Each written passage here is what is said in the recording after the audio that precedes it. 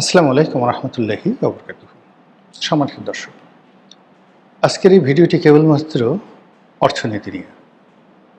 এ কারণে যে রাজনীতি বলেন, পারিবারিক জীবন, শরীর স্বাস্থ্য, মন মানসিকতা সব কিছু নির্ভর করে আসলে অর্থনীতির উপর। আপনার টাকা আছে, আপনি ভাত পাবেন। টাকা আছে, আপনি চিকিৎসা পাবেন। টাকা আছে, আপনার পরিবার পরিজনের মুখে হাসি থাকবে। ফলে আপনার অনেকগুলো সমস্যা থাকা সত্ত্বেও আপনি স্বস্তির মধ্যে থাকবেন। কিন্তু আপনার পকেটে টাকা নেই, শরীর ভরা শক্তি, ঘরে সুন্দর স্ত্রী, সন্তান সন্ততি সফল, সুস্থ, কিন্তু ঘরে চাল ডাল আটা আমাদের কিছু নেই। দেনার দায়ে আপনি জর্জরিত। ফলে এই পৃথিবীর সকল সুখ সম্পদ আপনার কাছে মুহূর্তের মধ্যে জাহান্নামে পরিণত হবে। এবং এভাবে অনেক আপাত দৃষ্টিতে সুন্দরতম মানুষ, যাদের পরিবার আছে, ঘর আছে, সংসার আছে, শিক্ষা আছে, দীক্ষা আছে, কেবলমাত্র আর্থিক দৈন্যতার কারণে যে হতাশা, সে হতাশায় অনেক মানুষ আত্মহত্যা করে। অনেক মানুষ নিজের সন্তানকে বিক্রি করে দেয়, নিজের কন্যাকে বিক্রি করে দেয়, নিজের স্ত্রীকে অন্যের শয্যার সঙ্গী করে তারপরে যে টাকা উপার্জন হয়, সে উপার্জন দিয়ে নিজের চাহিদা মেটায়। বহু নারী রয়েছে ইতিহাসে, অসম্ভব সুন্দরী, বিকৃত অভাবের তাড়নায় বিকৃত রুচির পুরুষের কাছে গিয়েছে। পুরুষ তার সঙ্গে যৌন সঙ্গম করেনি, বলেছে তোমার মাথার সব চুল ফেলে দিতে হবে। নারী টাকার জন্য নিজের মাথার চুল ফেলে দিয়েছে। তো এই অর্থনীতি, সেই অর্থনীতি এখন আমার জানা মতে স্বাধীনতার পরে এই বাংলায় প্রথম সবচেয়ে বড় মহাসংকটে পড়ে গেছে। সংকটের জন্য কে দায়ী? অনেকেই দায়ী। আপনিও দায়ী, আমরাও দায়ী। শেখ হাসিনা দায়ী, বিএনপি দায়ী, তারেক জিয়া দায়ী, বেগম জিয়া দায়ী। কে না দায়ী? সবার হাতে মোর অর লেস আমাদের এই অর্থনীতিটি ধ্বংস হয়েছে। কারণ কি? প্রথম কারণ হলো যে আমাদের দ্বারা রাজনীতিবিদ, তারা বেশিরভাগ মানুষই অভাবগ্রস্ত। বেশিরভাগ মানুষই নিম্নবিত্ত দরিদ্র পরিবার থেকে আসছে। ভালো গাড়ি, ভালো বাড়ি, তারপরে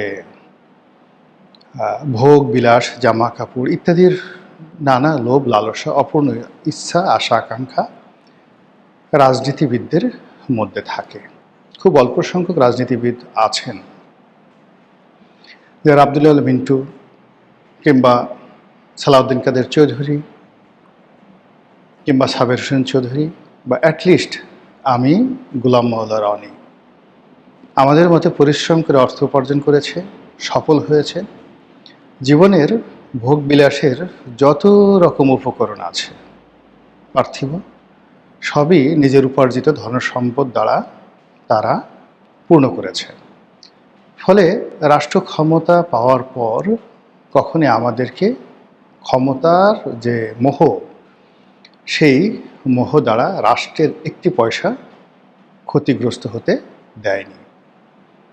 কিন্তু ধরুন, যে মানুষটি ঢাকা শহরে একটা ফ্ল্যাট নেই, যার একটা ভালো গাড়ি নেই, ভালো কোনো জামা কাপড় নেই, কিন্তু সে যখন রাষ্ট্র ক্ষমতায় পেয়ে যায়, তার একটা কলমের সিগনেচারে হাজার হাজার কোটি টাকার প্রকল্প পাশ হয়। সে সরকারি আমলা হোক, সেক্রেটারি হোক, কিংবা মন্ত্রী হন, এমপি হন, বা অন্য যে কোনো সাংবিধানিক পদে তারা থাকেন। তো তাদের মধ্যে যখন এই অভাব বোধ থাকে, 99.99% ক্ষেত্রে তারা দুর্নীতিগ্রস্ত হয়ে পড়েন। 2 নম্বর হলো যে আমাদের দেশের রাজনীতির মতো ব্যবসায়ীদের মধ্যে বিবর্তন খুব, যাকে বলে, দ্রুত হয়েছে। আমাদের দেশের, আমি এখন বলতে পারি যে অনেকগুলো কোম্পানি, যাদের কোম্পানিতে 30,000 40,000 লোক চাকরি করছে, যাদের এক একটা কোম্পানির ব্র্যান্ড ভ্যালু 5,000 6,000 কোটি টাকা হয়ে গেছে। বেশি দিন আগে না, 93 94 95 সালে আমি তাদেরকে এই ঢাকার শহরে বলতে গেলে অসহায়ের মতো হাঁটতে দেখেছি। এটা সাইকেলে চড়ার মতো অবস্থা তাদের ছিল না। আচ্ছা, এই লোকগুলো এত দ্রুত ধনী হলো কি করে? তারা এই যে আমলাতন্ত্র, দুর্নীতিবাজ আমলাতন্ত্র, রাজনীতিবিদ তাদেরকে ব্যবহার করে যে সুযোগ নিয়েছে, কখনো ব্যাংক থেকে লোন নিয়েছে, কখনো কোনো একটা এসআরও, কাস্টমসের এসআরও পরিবর্তন করেছে, কখনো প্রতিপক্ষকে শেষ করে দিয়ে নিজেরা একচেটিয়া ব্যবসা করার জন্য তারা একটা মনোপলি শুরু করেছে। তো এই যে ব্যবসায়ীরা যারা এইভাবে হয়েছে, তাদের আসলে টাকা ছাড়া আর কিছু নেই। এত মানে একজন বলছিলেন যে তিনি ধনীদের সঙ্গে চলেন না। এ কারণ হলো যাদের ধনসম্পদ আছে, টাকা পয়সা আছে, তাদের আসলে টাকা পয়সা ছাড়া আর কিচ্ছু নেই। এমনকি পোশাক আশাকও নেই। আমরা যে পোশাক আশাক দেখি ওটা বাহ্যিক, কিন্তু যে কারণে মানুষ পোশাক আশাক পরে নিজের লজ্জা স্থানকে ঢেকে রাখার জন্য, নিজেকে ঢেকে রাখার জন্য, অভিজাত দেখানোর জন্য, সে যে একটা মানুষ সেটা দেখার জন্য। কিন্তু আপনি অনেক ধনীকে দেখবেন তার মনের মধ্যে পশুত্ব রয়েছে। পশুদের যে উলঙ্গপনা, তার চেয়ে উলঙ্গপনা রয়েছে অনেক ধনীদের ব্যক্তিগত জীবনে। এজন্য অনেক জ্ঞানী গুণী লোক ধনীদেরকে পছন্দ করেন না। তা আমাদের দেশের ধনী ইংল্যান্ড আমেরিকা ধনীদের মধ্যে পার্থক্য হলো যে আমাদের ধনীরা জনকল্যাণে খুব অল্প লোক কাজ করেন।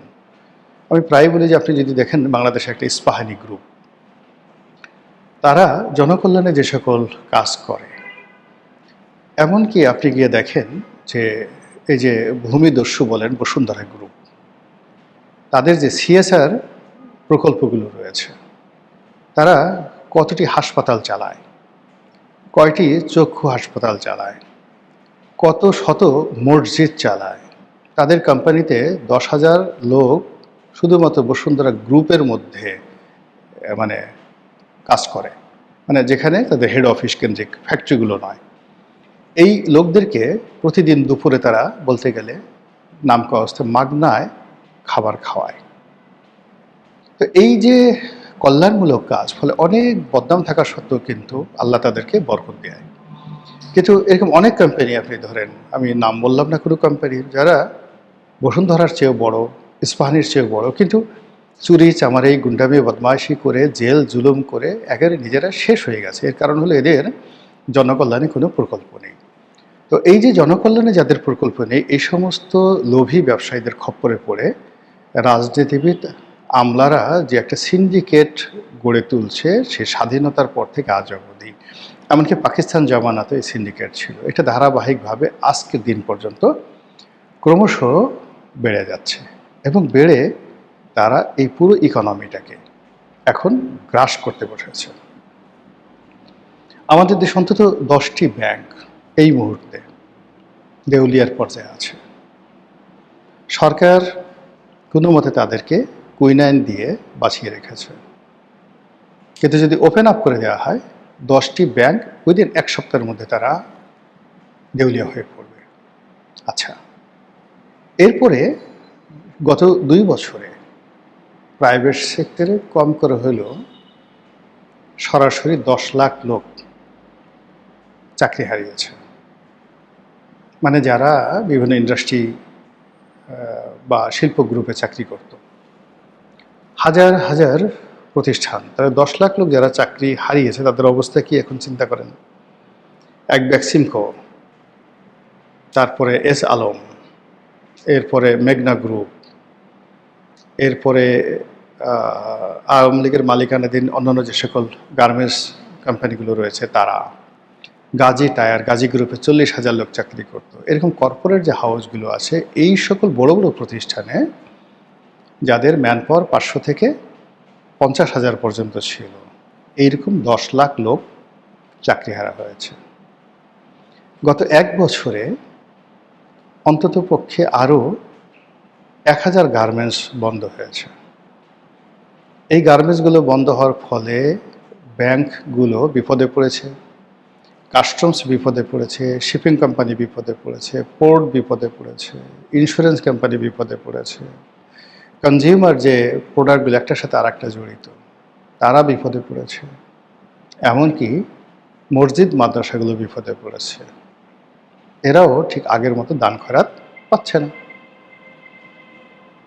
শিল্প অঞ্চলগুলোতে চাঁদাবাজি, মাস্তানি, রাহাজানি বৃদ্ধি পেয়েছে, পতিতাবৃত্তি বৃদ্ধি পেয়েছে, মাদক ব্যবসা বৃদ্ধি পেয়েছে এবং অনেক নারী জীবিকার তাগিদে রীতিমতো যাকে বলা হয় ভ্রাম্যমাণ পতিতাবৃত্তিতে জড়িয়ে পড়েছে। কোনো উপায় নেই। বুয়া হিসেবে মানে ঢাকার যে সমস্ত এলাকাতে তো আসলে বুয়া পাওয়া যায় না, কিন্তু আপনি একটু গাজীপুরে যেয়ে দেখেন, সাভারে গিয়ে দেখেন, নারায়ণগঞ্জে যান, টঙ্গীতে যান, এ সকল এলাকাতে যে পরিমাণ মানুষ বেকার হয়েছে, নারী এবং পুরুষ কীভাবে হাহাকার করছে। অনেকগুলো প্রতিষ্ঠান 2 মাস 2.5 মাস যাবৎ ধরে স্টাফদের মানে গার্মেন্টসদের বেতন দিতে পারছে না। তারা যে সকল বাসায় থাকে বা বাড়িতে থাকে, বাড়িওয়ালা তাদেরকে পাগল বানিয়ে ফেলছে। আবার বাড়িওয়ালাও ঠিক তারা ভাড়া না পাওয়ার কারণে তারাও প্রায় দেউলিয়া হওয়ার মতো অবস্থায় পড়ে গেছে। বাড়িওয়ালা মানে কি, ধরুন সাভারে একজনের 10 কাঠা জমি আছে, সে 20-25টা টিন শেড তুলে গার্মেন্টস কর্মীদেরকে ভাড়া দিয়েছে, ওটার উপরেই তার ঘর সংসার চলে, সেও ঠিকমতো চলতে পারছে না। এই সব মিলিয়ে ইকোনমির যে অশনি সংকেত, সেই অশনি সংকেত আসলে কোনো সরকারের পক্ষে রাতারাতি মোকাবেলা করা সম্ভব নয়। আমরা এরকম একটা অর্থনীতির রাধাচক্রে পড়ে গেছি। আর যখন এরকম রাধাচক্রের মধ্যে পড়ে যায় কোনো একটা দেশ, তখন অনেক বিদেশি শক্তি এখানে অনুপ্রবেশ করে। রাজনীতির যে পরিবেশ সেটা হানাহানি মারামারিতে পরিণত হয়। সম্মানিত ক্ষমতাধর লোকগুলো আড়ালে চলে যায়। অস্থির প্রকৃতির যারা নিম্নবিত্ত লোকজন তারা সামনে এগিয়ে আসে। কলহ বিবাদ, মারামারি, কাটাকাটি নিত্য নৈমিত্তিক বিষয় হয়ে যায় এবং জনযুদ্ধ, সিভিল ওয়ার, তার সঙ্গে সঙ্গে আপনার চুরি, ডাকাতি, রাহাজানি, ছিনতাই, প্রতারণা, যে সকল সামাজিক ব্যাধিগুলো রয়েছে সেগুলো বাড়তে থাকে। মহান আল্লাহ রাব্বুল আলামিন আমাদেরকে রক্ষা করুন, হেফাজত করুন। আসসালামু আলাইকুম ওয়া রাহমাতুল্লাহি ওয়া বারাকাতুহু।